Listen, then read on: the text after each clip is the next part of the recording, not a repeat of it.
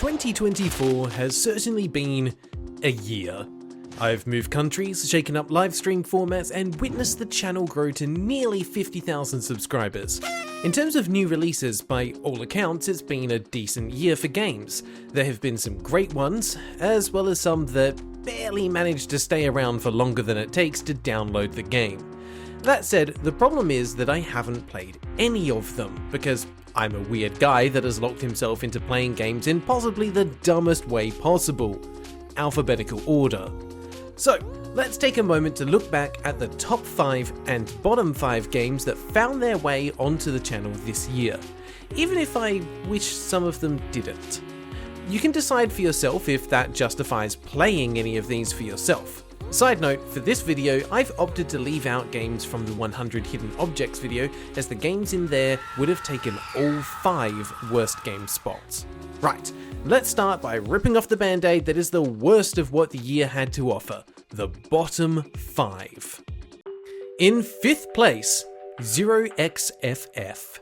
This game wants you to die. The game itself is pretty simple, with a low poly art style to match.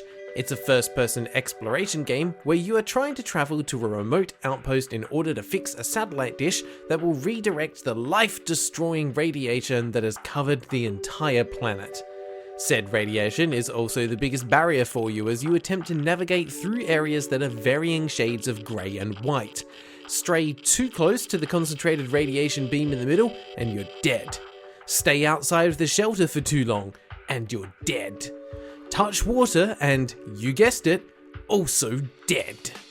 There are no save points, so dying means resetting back to the start, and if you should make it to the end, you have to battle janky physics while trying to repair the satellite dish. It's a battle between patience and frustration, and that does not make for an enjoyable experience. Give this game a try if you hate yourself, because goodness knows the dev hates you, as the only patches they've made were to make the game even more difficult.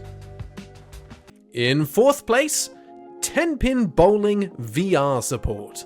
It's like Wii Sports if you removed everything except the bowling, added VR support, and then dipped it into a vat containing a mixture of jank and incomplete game mechanics.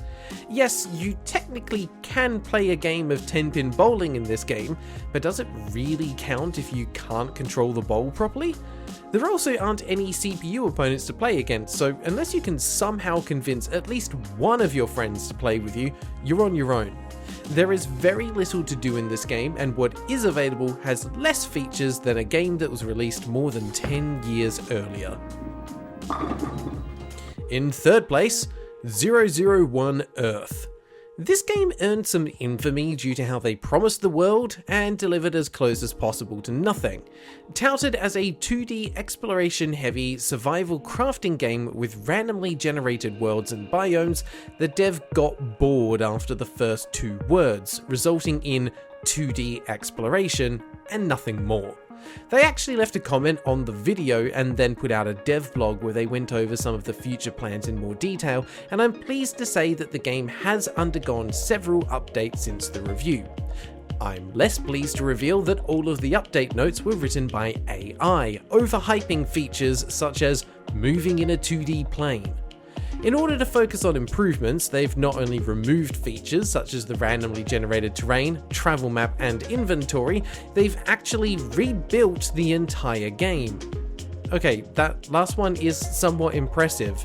They've made new visuals, a new movement system, and new animations. The last update was in May 2024, and there's been nothing but radio silence since then, so hopefully the dev is doing okay. In 2nd place, 100 Rooms. A first-person exploration game where you walk through doorways that teleport you to the next room and you keep trying doors until you eventually find the exit. Nothing happens in any of the rooms. No collectibles to find, no audio logs, no jump scares, no puzzles or minigames. You've got 2 themes to choose from, both of which look like Skyrim interiors that have had a blandness filter applied and then been copy-pasted multiple times. I'd rather spend 30 minutes talking to Nazim about life in the Cloud District than relive the time that I had with this game. And lastly, in 1st place, 1-2-Swift. Claiming last place only because I'm not allowing games that can't even launch on the list, 1-2-Swift is seemingly influenced by 10-pin bowling VR support in that it aims to copy a Nintendo game but make it worse. Likely inspired by 1-2-Switch, a 2017 party game for the Nintendo Switch, 1-2-Swift focuses on the cowboy-style showdown minigame and does away with the fluff that is literally every other minigame. Designed to be played with a VR controller, they included a keyboard mode that requires players to type letters to shoot. Between the hilariously poor quality voiceover work of the announcer, the failure to implement a cursor correctly, the pre-made Unity assets, and total of 5 minutes of playtime, the best thing I can say about the game is they seem to have removed it from the store as it no longer shows a purchase price. It's the best update we could have hoped for, really. So, with that out of the way, let's move on to the top 5 hidden gems that were uncovered this year. Keep in mind that these games aren't perfect, they're just the best I stumbled upon, flaws and all. So, starting with 5th place, 1-2-Blame. Most certainly not a spiritual successor to 1-2-Swift, 1-2-Blame is an Among Us clone with some new mechanics and features. With cross-platform compatibility between mobile and PC, it's easy to get a group together to try and murder each other while looking for clues to catch the suspect. Especially because the mobile version is free. Now, don't get me wrong, there are microtransactions, but from what I saw they only include cosmetics, which means the big question is, why play this over Among Us? Well, it's probably just a personal thing, but I liked the clue gathering mechanics as well as the ability to put a suspected murderer into timeout. Combined with the instant fail mechanic for jailing an innocent person, it makes the non-murderer role much more enjoyable and more tactical. Do I think this game could ever surpass Among Us? Honestly, no. But if you like those kinds of games and want something different, this one was good fun. Just make sure you've got enough friends to play with because the servers are dead. In 4th place, 0 Degrees North, 0 Degrees West. This first-person exploration game is the video game equivalent of tripping on acid. Escape the city, wander into an abandoned cinema, then travel to alien planets and alternate dimensions, explore through the colourful landscapes and hunt for a door that will take you to the next area. There aren't any mechanics, jump scares, enemies or puzzles to be found, so you might be thinking, hang on Grail, isn't that exactly what you said was bad about 100 Rooms? And yes, observant viewer, it is. Here's a cookie and a pat on the head for doing a good job. What it comes down to is imagination and scope. 100 Rooms had 100 almost identical looking rooms. 0 Degrees North, 0 Degrees West has scale, expansiveness, variety, and creativity oozing from every pore.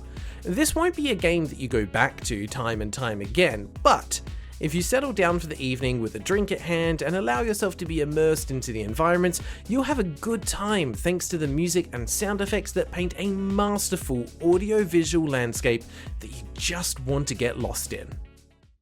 In 3rd place, 10 Second Ninja. Finally! Now this is a game with some chest hair. There aren't many games out there that are more gamey than killing robots as a ninja as quickly as possible. A 2D action platformer, the goal is the name of the game, and the fun is in planning and executing the fastest route possible. I hope you have a deep pool of patience to draw from though, as failing to get the 3rd star because you were a 100th of a second too slow is pretty painful. The mechanics are incredibly tight, the levels are varied and challenging, and every mistake feels like your own fault. The biggest flaw of the game is that it's a bit short, but if you enjoy optimizing the heck out of something, you'll have fun here. In 2nd place, //TODO Today. The first game reviewed on the channel in 2024, we certainly got to start off the year with a bang. Although it is relatively short, the art, characters, and story make this a memorable experience, even if it does have a few pacing issues. You play as a budding game developer who becomes a beta tester for an AI companion that pushes them to be the best they can. With elements of romance and mental health themes, this might be the game you need to play if you've been struggling a bit in the past year, especially if you're a serial procrastinator like I am. Considering that visual novels aren't even in my top 10 favourite genres, you know this game must be doing something right to make it to second place. It also doesn't hurt that it's completely free, so give it a go, and if you like it, don't forget to check out the other games by the same devs. Now before I reveal my favourite gameplay this year, here's a couple of honourable mentions. LunarLux. A love letter to the Mega Man Battle Network series of games, LunarLux blends gorgeous pixel art, a banging soundtrack, and dynamic turn-based combat encounters together, and the result is wonderful. It is a relatively short game, but there is plenty of optional content in the form of items to collect and side quests to complete. This means that although it was a 20-hour experience for me, that number could range upwards of 30 depending on your playstyle. The story is somewhat predictable, but the plot points are well executed, with some lovely touching moments of growth for the main cast of characters. With the characters and world now well established, I'm excited to see where the devs might take this IP in the future. Celeste. Unless you've been living under a rock, you've probably at least heard of this game. Thanks to Stale Bread, who left comments requesting this game for a year straight, we recently played through the full story mode in a series of live streams. The music and visuals are gorgeous, the movement mechanics are precise and incredibly satisfying, and the level design is simultaneously thoughtful and challenging.